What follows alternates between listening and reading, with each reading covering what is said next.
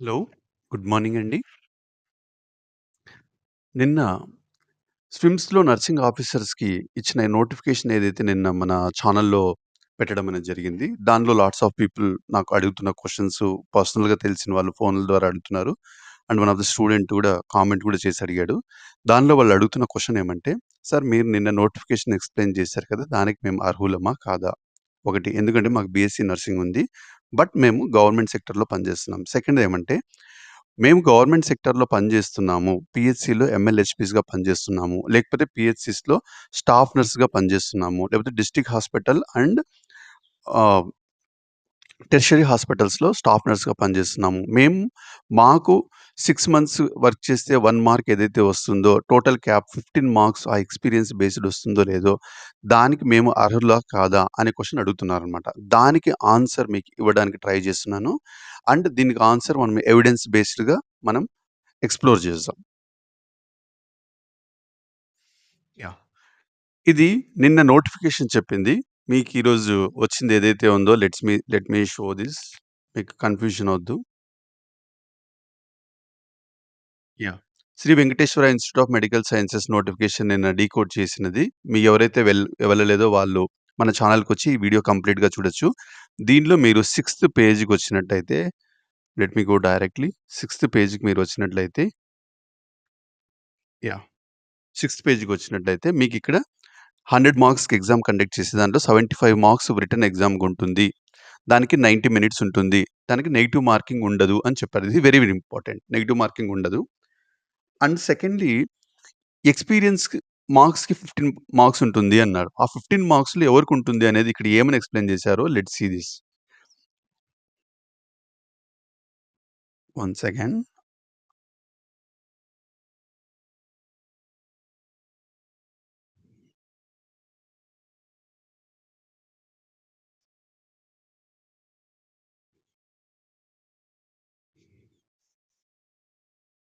Yeah!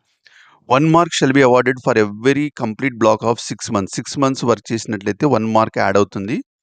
And ఆహ్, దానికి rendered by staff preferably అంటే ఎవరికైతే ప్రిఫరెన్స్ ఇస్తామంటే working in government, semi government, public sector ఇన్‌స్టిట్యూషన్స్‌లో వర్క్ చేస్తున్న వాళ్ళకి ప్రిఫరెన్స్ ఇస్తాము అన్నారు. సో, ఇక్కడ ఎక్కడ కన్‌ఫ్యూజన్ వస్తుందంటే చాలా మందికి వాళ్ళు అడిగిన దాన్ని బట్టి నాకు అర్థమైంది.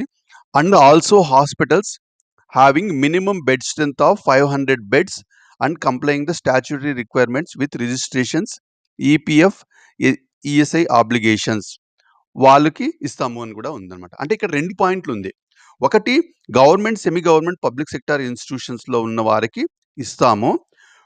Government, semi government, public sector institutions లేకోకుండా ఉంటారు చూడు. వేరే హాస్పిటల్స్ ఉంటాయి చూడు.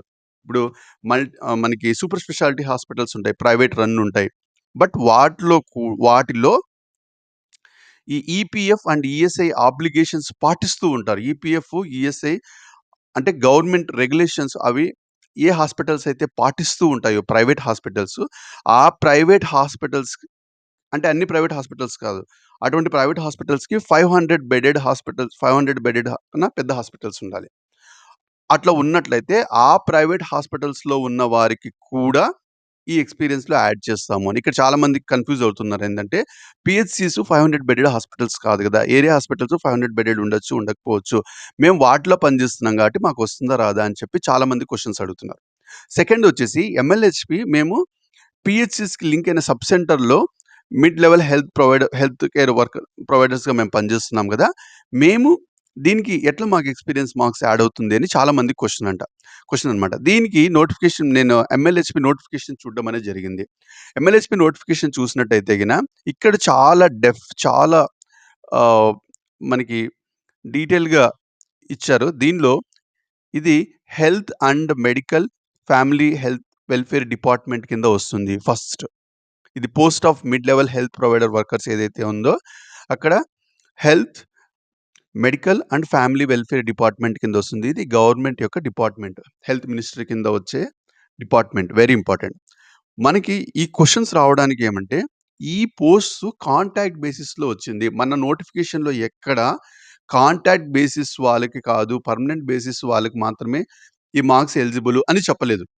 గవర్నమెంట్ సెక్టర్‌లో ఎవరైతే వర్క్ చేశారో వాళ్ళకంతా ఎలిజిబుల్ అని మాత్రమే చెప్పారు. So, even for the contract people who are in the government, semi government and public sector ఎవరైతే ఉంటారో వాళ్ళకే ప్రిఫరెన్స్ ఇస్తారు. అంటే ఇప్పుడు ప్రైవేట్ దానిలో 500 బెడెడ్ హాస్పిటల్స్ ఆ ఈఎస్ఐ ఆబ్లిగేషన్స్ పాటిస్తున్న వాళ్ళకన్నా కూడా గవర్నమెంట్ హాస్పిటల్స్‌లో ఎన్ని బెడ్స్ అవసరం లేదు. First important point. సెకండ్ మీరు హాస్పిటల్‌లో పనిచేస్తున్నారా?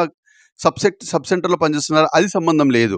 ఎందుకంటే ఈ నోటిఫికేషన్‌లో చాలా డీటెయిల్డ్‌గా మీరు ఈ లాస్ట్ ఇక్కడ చూసినట్టయితే ఇక్కడ డీటెయిల్‌గా చెప్పడం అనేది జరుగుతుంది. మీ ఆహ్, ట్రైనింగు అదంతా కంప్లీట్ అయినాక, ఇక్కడ ష్యూరిటీ బాండ్‌లో చూస్తే స్టేట్ హెల్త్ డిపార్ట్‌మెంట్ గాని, స్టేట్ హెల్త్ సొసైటీ గాని, మీ సర్వీస్ కండిషన్స్‌ని ఎలా అయినా మార్చొచ్చు అనే విషయాలు ఇవ్వడంతో పాటు, మీకు ఇంకా మీరిచ్చిన బాండ్‌లో ఏమైనా అవకలు, తవకలు ఉంటే మీరు మీ మీ ఎంప్లాయ్‌మెంట్‌ని స్టేట్ గవర్నమెంటు ఇచ్చేయొచ్చు. అంటే దాన్ని డీబార్ చేయొచ్చు అనేది కూడా ఇవ్వడం అనేది జరిగిందనమాట. యాహ్! చూడు state health department, state health society వాళ్ళు ఈ పోస్టింగ్స్ ఎక్కడైనా ట్రాన్స్‌ఫర్ చేయొచ్చు. అండ్ ఈ ఆఫర్ ఏదైతే ఇచ్చారో, ఈ సెలక్షన్ ఏదైతే ఇచ్చారో, ఇది ఒకవేళ జెన్యూన్‌గా లేనట్టయితే కాంపిటెంట్ అథారిటీ అంటే ఆ స్టేట్ గవర్నమెంట్ ఏదైతే ఉందో, అది వాళ్ళ నాలెడ్జ్‌కొస్తే మీకెప్పుడైనా గాని ఆ జాబ్ మీకు తీసేయొచ్చు అన్నారు. అంటే మీకేంటి ఈ రెగ్యులేషన్స్ ఆఫ్ ఈ పాలిసీస్, రూల్స్ ఇవన్నీ స్టేట్ హెల్త్ డిపార్ట్‌మెంట్ వాళ్ళు ఎట్లా డిసైడ్ చేస్తే అట్లా ఉంటుంది అన్నారన్నమాట. నెక్స్ట్ పాయింట్‌లో చూడండి. ఇది ఆహ్, స subsequent service contractual or conditional అన్నారు. With governed by rules, regulations, administrative rules that are framed from time to time by the state government అనమాట. సో, ఇవి స్టేట్ గవర్నమెంట్ వాళ్ళ రూల్స్ అండ్ రెగ్యులేషన్స్ మీద వస్తుంది. అంటే ఎంఎల్‌హెచ్‌పీ‌ల వాళ్ళకి సాలరీస్ కూడా ఎన్‌హెచ్‌ఎం ఫండ్స్ నుంచి ఇవ్వడం అనేది జరుగుతుంది. సో, ఇప్పుడన్నా గాని గవర్నమెంట్ ఇన్‌స్టిట్యూషన్స్‌కి ఫండెడ్ బై గవర్నమెంట్ ఉండి, లేకపోతే గవర్నమెంట్ ఎయిడెడ్ ఉంటే వాటిని గవర్నమెంట్ ఇన్‌స్టిట్యూషన్స్‌గా పరిగణించడం అనేది జరుగుతుందనమాట. So, even though you are contractor employees మన స్విమ్స్ నోటిఫికేషన్‌లో ఎక్కడ కూడా కాంట్రాక్ట్ ఎంప్లాయీస్‌కి ఎలిజిబుల్ లేదు అనే పాయింట్ లేదు. So, you are 100% eligible to my దీనికి మీరొకటే చేయాల్సిందేంటంటే, నా నాలెడ్జ్ ప్రకారం 100% మీకు ఆ మార్క్స్ ఎలిజిబుల్ అవుతుంది. మీరొకటే చేయాల్సింది, నో డ్యూ సర్టిఫికేట్ తీసుకోండి. మీ జాయినింగ్ సర్టిఫికేట్ తీసుకోండి. తర్వాత మీ salary slips last 2 months, 3 months తీసుకోండి. సాలరీ స్లిప్స్‌లో వాళ్ళకి ఏం తెలుస్తుంది? మీరు గవర్నమెంట్ దగ్గర నుంచి సాలరీ డ్రా చేస్తున్నారు అని సీఎఫ్ఎంఎస్ ఐడీ ఉంటుంది కదా! దాంతో మీరు తీసుకోండి. దెన్ ఆహ్, మీ జాయినింగ్, నో డ్యూ తర్వాత ఎక్స్‌పీరియన్స్ సర్టిఫికేట్ ఇవన్నీ తీసుకొనేసి మీరిచ్చేసుకోండి. అండ్ మీరు డెఫినిట్‌గా వీటితో మీరు అప్లై చేయొచ్చు, ఎగ్జామ్ రాయొచ్చు. మీరు ఇంటర్వ్యూకి అటెండ్ అవుతారు. ఇంటర్వ్యూకి అటెండ్ అయ్యాక మీరు ప్రొవైడ్ చేసినవన్నీ సర్టిఫికేట్స్ వెరిఫికేషన్స్ అన్నీ జరుగుతుంది. ఆ సర్టిఫికేట్ వెరిఫికేషన్‌లో సెలక్షన్ కమిటీ అనేది ఈ నోటిఫికేషన్‌ని కన్సిడర్ చేస్తారు. ఈ నోటిఫికేషన్‌ని కన్సిడర్ చేసి, ఈ నోటిఫికేషన్‌లో టర్మ్స్ ఏవైతే ఉన్నాయో వాటిని బేస్‌గా మీరు దీనిలో వాలిడ్ అవుతారా లేదా చూస్తారు. అది ఎలా పడితే అలా చేయడం జరగదు. సో, ఈవెన్ స్టాఫ్ నర్స్ వాళ్ళకి కూడా నేను చెప్పేదేంటంటే, మీ నోటిఫికేషన్‌లు చూడండి. మీ నోటిఫికేషన్ నేను చూడడం జరిగింది. అండ్ బాండ్ రెన్యువల్ చేసేటప్పుడు ఐ రీడ్. బాండ్ రెన్యువల్ గూడా నేను స్టాఫ్ నర్సులకి చేశాను. సో, దానిలో కూడా సేమ్ టర్మ్స్ అండ్ కండిషన్స్ ఉన్నాయి. సో, మీవి కూడా ఎన్‌హెచ్‌ఎం పోస్ట్‌లే. కాబట్టి మీ బెడెడ్ హాస్పిటల్స్ 500 బెడెడా? అంతకంటే తక్కువున్నాయనేది సంబంధం మీకు లేదు. అది ఎవరికి సంబంధం అంటే, ప్రైవేట్ హాస్పిటల్స్ వారికి. అంటే మరియు అని. సో, ప్రైవేట్ హాస్పిటల్స్ వారికి బట్ వాళ్ళకి ఇంకొకటి ప్రైవేట్ హాస్పిటల్స్‌లో ఉన్నోళ్ళకి ఈఎస్ఐ నార్మ్స్ పాటిస్తూ ఉండాల ఒకటి.